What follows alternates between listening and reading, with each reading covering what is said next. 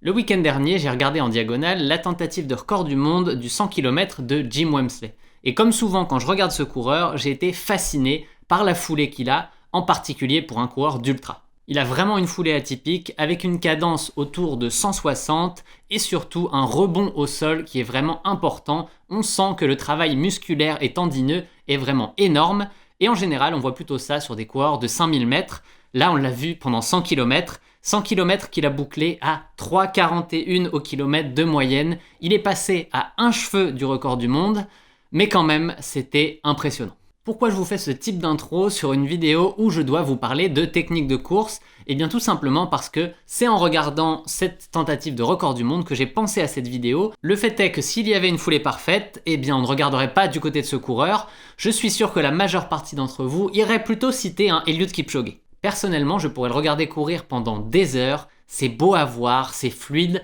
on a presque l'impression que ça avance tout seul. Et ensuite, on pense à sa foulée, on pense à sa technique et on se dit qu'on est loin du compte.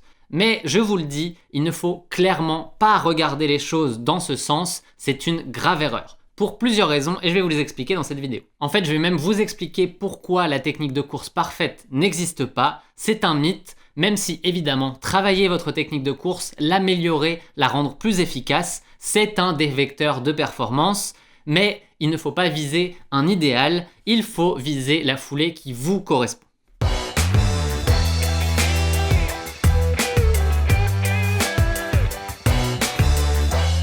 Pour commencer, je voudrais casser le mythe tout de suite. Vous pouvez travailler votre foulée pendant des mois, pendant des années, elle ne ressemblera jamais à celle d'Eliud Kipchoge. Si c'était votre but, vous pouvez faire une croix dessus tout de suite. Le fait est qu'une foulée, c'est très individuel. On a tous un physique différent, une anatomie différente et une flexibilité naturelle qui va être différente. Ce qui en résulte en une foulée qui va être différente. La foulée optimale d'un coureur A ne sera pas celle du coureur B et inversement. Et si vous comparez des coureurs comme Jim Wemsley et Eliud Kipchoge, vous pouvez bien le comprendre. Mais il y a des exemples encore plus importants. Si vous prenez un Jim Wemsley et un Haile Gebrselassie qui n'ont pas du tout la même stature, pas du tout la même morphologie, ils ne couraient pas du tout de la même manière. Ensuite, il y a un point qui est primordial. Si vous regardez par exemple Eliud Kipchoge, il court son marathon à 21 km/h. Donc vouloir se comparer avec quelqu'un qui court le marathon à 21 km/h, c'est une utopie. Parce que si vous courez à 21 km/h, pour certains, ça pourra correspondre à la VMA, et pour la grande majorité, ça sera quasiment du sprint. Donc au final, on ne peut tout simplement pas comparer une allure marathon et une allure VMA. Ça n'implique pas la même chose physiologiquement, on n'a pas du même relâchement, on n'a pas du tout la même manière de courir, tout simplement. La technique que vous pouvez voir chez Eliud Kipchoge, le relâchement que ça amène, eh bien c'est parce que lui, il est à allure marathon. Grosso modo, vous ne pourrez donc jamais avoir ce niveau de facilité à une allure qui va être très intense pour vous. Et si on vous demande de courir à votre allure marathon, eh bien là non plus, la foulée ne va pas être la même, car vous courez beaucoup moins vite, et donc le besoin en amplitude au niveau de la foulée va être beaucoup moins important, et visuellement, eh bien ça ne ressemblera pas du tout à la foulée de Kipchoge, tout simplement. D'ailleurs, si vous demandez à Kipchoge de courir à 10, 11, 12, 13 ou 14 km/h qui correspond à l'allure marathon de la majeure partie d'entre nous, eh bien au final, sa foulée ne sera pas impressionnante. On va juste avoir l'impression qu'il avance sans forcer du tout, mais il n'aura pas du tout la même amplitude, il va avoir une foulée qui va beaucoup plus ressembler au commun des mortels. Quelque chose qu'il faut garder en tête, c'est que la vitesse, c'est au final représenté par la cadence, le nombre de pas que vous faites par minute, qu'on multiplie par la longueur de votre foulée. Deuxième point à noter, la cadence est quelque chose qui est plutôt stable d'un coureur à l'autre, qu'on soit un élite ou un amateur, on devrait tous tourner grosso modo dans une fourchette entre 170 et 190 pas par minute. En moyenne, c'est quelque chose qui semble optimal. Je ferai d'ailleurs une vidéo spécifique sur la cadence si ça vous intéresse et je vous expliquerai pourquoi au passage. Jim Wemsley, il est à 160, il n'est donc pas dans la fourchette optimale et pourtant ça marche pour lui. Bref, le fait est que Kipchoge, quand il court son marathon à 21 km/h, il est environ à 180 pas par minute, il est dans notre fourchette et il fait des foulées de 1,95 m environ. Et pour faire des pas de 1,95 m, eh bien ça demande une grande amplitude au niveau de la foulée, ça demande de pousser fort au sol, d'avoir une chaîne postérieure très active et donc d'avoir ce geste avec le retour aérien du pied qui est si visuel.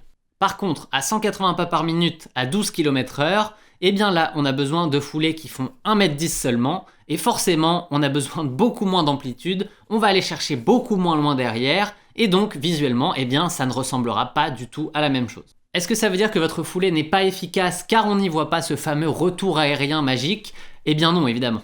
En bref, vous n'avez pas besoin de viser la foulée de Tonton Eliud pour pouvoir courir vite. D'ailleurs, si on pouvait avoir des images de lui qui court à 12 ou 14 km/h, ça serait hyper intéressant car on pourrait voir l'économie de course qu'a ce coureur. On pourrait se rendre compte que c'est sans effort qu'il arrive à courir à ces allures, simplement parce que l'efficacité de sa foulée fait qu'il dépense très peu d'énergie pour courir à ces vitesses-là.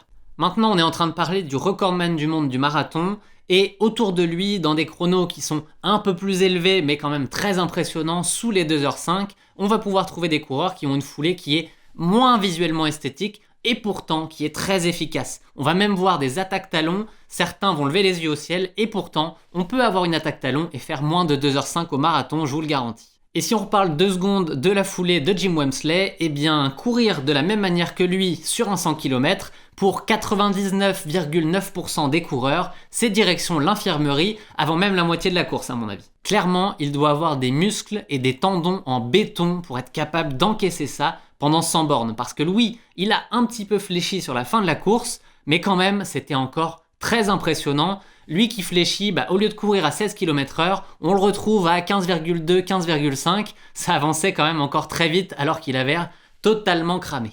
Bref, plutôt que de continuer de parler des coureurs élites, je voudrais vous donner un conseil qui va être adapté à vous. Et ce conseil, vous m'avez déjà entendu le dire 1000 fois sur 1000 sujets différents, c'est d'individualiser. Et oui, la technique de course, c'est comme le reste, c'est quelque chose qui va être très individuel, et essayer de trouver votre foulée optimale, eh bien ça va passer par des tests et par comprendre qu'est-ce qui marche bien pour votre corps. Un point positif tout de même, c'est que le corps, eh bien, il est capable d'améliorer la foulée lui-même inconsciemment.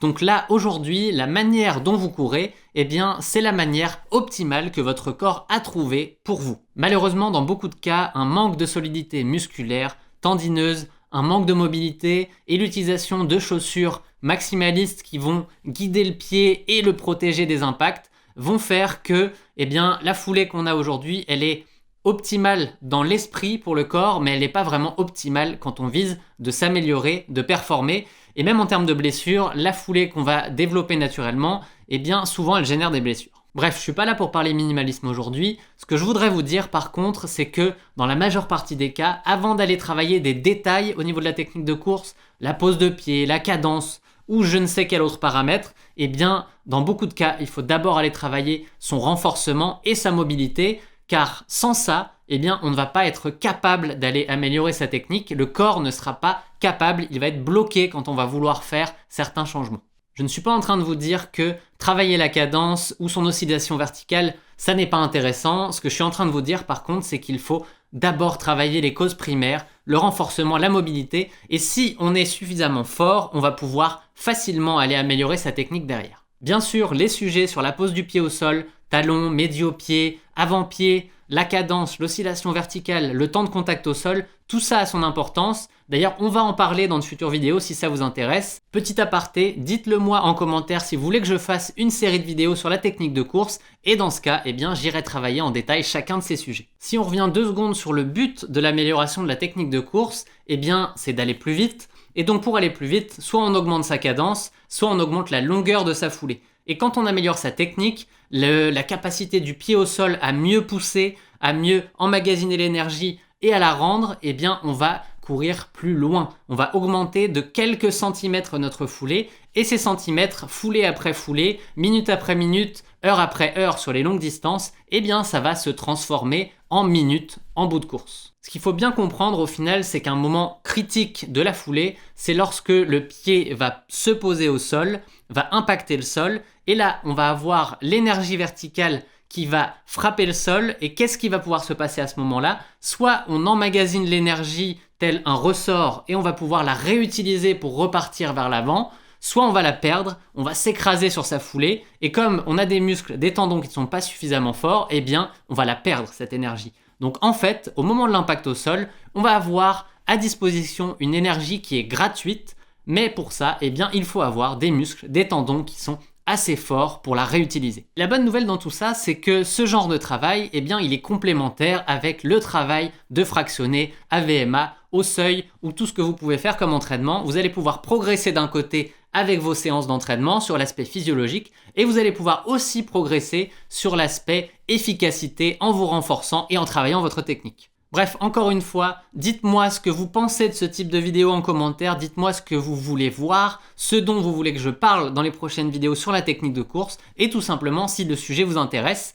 Et si c'est le cas, eh bien vous verrez d'autres vidéos, je vais essayer d'en faire au minimum une par mois sur le sujet dans les prochains mois.